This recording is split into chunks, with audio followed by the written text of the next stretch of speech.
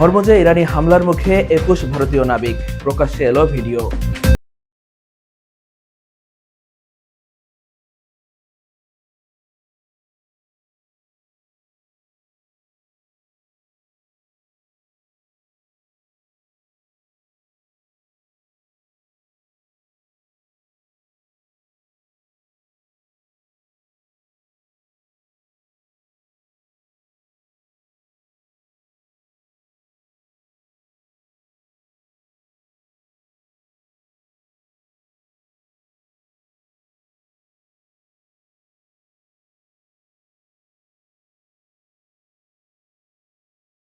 শিরোনাম, এখন বিস্তারিত। হরমুজ প্রণালীতে একটি বাণিজ্যিক জাহাজে হামলার ভয়াবহ মুহূর্তের ভিডিও প্রকাশ্যে এসেছে।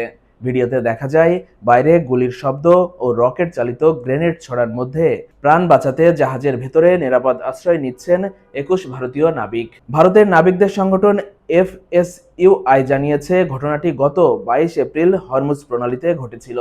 কয়েকটি নৌযান পানামার পতাকাবাহী ওই কন্টেইনার জাহাজটিকে ঘিরে ফেলার পর গুলি ও রকেট চালিত গ্রেনেড হামলার ঘটনা ঘটে। তবে জাহাজে থাকা 21 ভারতীয় নাবিক নিরাপদ ছিলেন এবং কেউ আহত হননি বলে জানিয়েছে ভারতীয় নৌ পরিবহন মন্ত্রণালয়। যুক্তরাষ্ট্রের প্রেসিডেন্ট ডোনাল্ড ট্রাম্প আবারও উত্তর কোরিয়ার নেতা কিম জং উনের সঙ্গে বৈঠকে বসার আগ্রহ প্রকাশ করেছেন। তবে জবাবে 10 ক্ষেপণাস্ত্র ছুড়েছে উত্তর কোরিয়া। চলতি বছরের শেষ দিকে চীনে অনুষ্ঠেয় এপেক সম্মেলনের সময় দুই নেতার বৈঠক হতে পারে বলে জানিয়েছে রয়টার্স। উত্তর কোরিয়ার পক্ষ থেকে জানানো হয়েছে, দুই নেতার ব্যক্তিগত সম্পর্ক ভালো হলেও সেটিকে জাতীয় নিরাপত্তা কিংবা সামরিক সক্ষমতা কমানোর বিনিময়ে ব্যবহার করা যাবে না। আর এরই মধ্যে যুক্তরাষ্ট্র ও দক্ষিণ কোরিয়ার যৌথ সামরিক মহড়ার প্রতিবাদে উত্তর কোরিয়ার পূর্ব উপকূলে প্রায় 10টি ব্যালিস্টিক ক্ষেপণাস্ত্র ছুড়েছে। বিশ্লেষকদের মতে ওয়াশিংটনের সঙ্গে আলোচনার সম্ভাবনা পুরোপুরি নাকচ না করে নিজেদের শর্তে যুক্তরাষ্ট্রকে নমনীয় করার জন্য এই কৌশল নিয়েছে পিয়ংইয়ং। ইসরায়েলের প্রধানমন্ত্রী বেনিয়ামিন নেতানিয়াহুর বিরুদ্ধে আন্তর্জাতিকভাবে আরও কঠোর পদক্ষেপের উদ্যোগ নিয়েছে তুরস্ক। গাজামুখী গ্লোবাল ফ্রিডম ফ্লোটিলার হামলার ঘটনায় নেতানিয়াহু ও এক ইসরায়েলি সেনা সদস্যের বিরুদ্ধে ইন্টারপোলের রেড নোটিশ জারির আবেদন করেছে দেশটি। তুরস্কের আইনমন্ত্রী জানিয়েছে, ইস্তাম্বুলের একটি আদালতে চলমান মামলায় তাদের বিরুদ্ধে বিভিন্ন গুরুতর অভিযোগ আনা হয়েছে।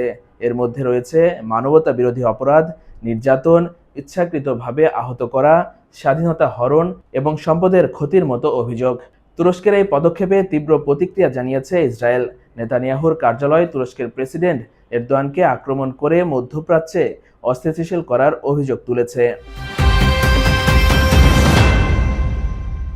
হরমুজ প্রণালীতে জাহাজ চলাচল স্বাভাবিক করতে নতুন তৎপরতা শুরু করেছে পশ্চিমা দেশগুলো। মধ্যপ্রাচ্যে চলমান উত্তেজনার মধ্যে ন্যাটোর শীর্ষ প্রতিরক্ষা কর্মকর্তারা হরমুজ প্রণালীর নিরাপত্তা নিয়ে ভিডিও কনফারেন্সের বৈঠক করেছে।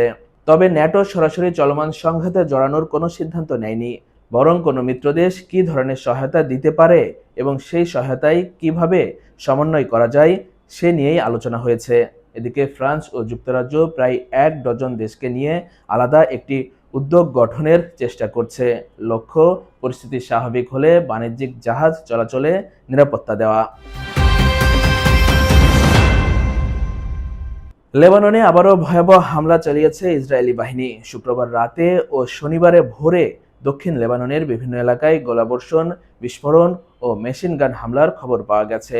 লেবাননের স্বাস্থ্য মন্ত্রণালয়ের তথ্যানুযায়ী 2 মার্চ থেকে ইসরায়েলি হামলায় অন্তত 4,348 জন নিহত এবং 12,300 জনের বেশি আহত হয়েছেন। আর 2023 সালের 8 অক্টোবর থেকে চলমান সংঘাতের হিসাব ধরলে নিহতের সংখ্যা দাঁড়িয়েছে 8,915 জনের বেশি। হামলায় মানসুরি, মাজদাল জউন, বেয়ত আল সাইদ সহ বিভিন্ন এলাকা ক্ষতিগ্রস্ত হয়েছে।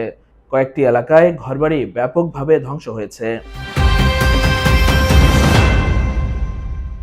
বাংলাদেশ সহ 75টি দেশের নাগরিকদের অভিবাসন ভিসা স্থগিতের মার্কিন প্রশাসনের সিদ্ধান্তে বড় ধাক্কা এসেছে। নিউ ইয়র্কের একটি ফেডারেল আদালত ট্রাম্প প্রশাসনের এই নীতি বাতিল করে দিয়েছেন।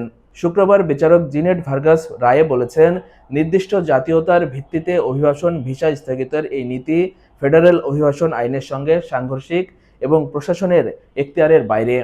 চলতি বছরের জানুয়ারি থেকে এই নীতি কার্যকর ছিল।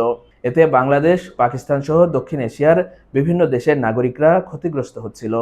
এই তালিকায় ছিল ল্যাটিন আমেরিকা, আফ্রিকা, মধ্যপ্রাচ্য ও ক্যারিবীয় অঞ্চলের বেশ কয়েকটি দেশ। ট্রাম্প প্রশাসন অভিবাসন নিয়ন্ত্রণ ও জাতীয় নিরাপত্তার যুক্তিতে কঠোর নীতি গ্রহণ করেছিল। তবে নাগরিক অধিকার সংস্থাগুলো শুরু থেকেই এই সিদ্ধান্তের বিরোধিতা করে আসছিল। আদালতের রায়ে আপাতত সেই নীতি বড় আইনি বাধা হলো।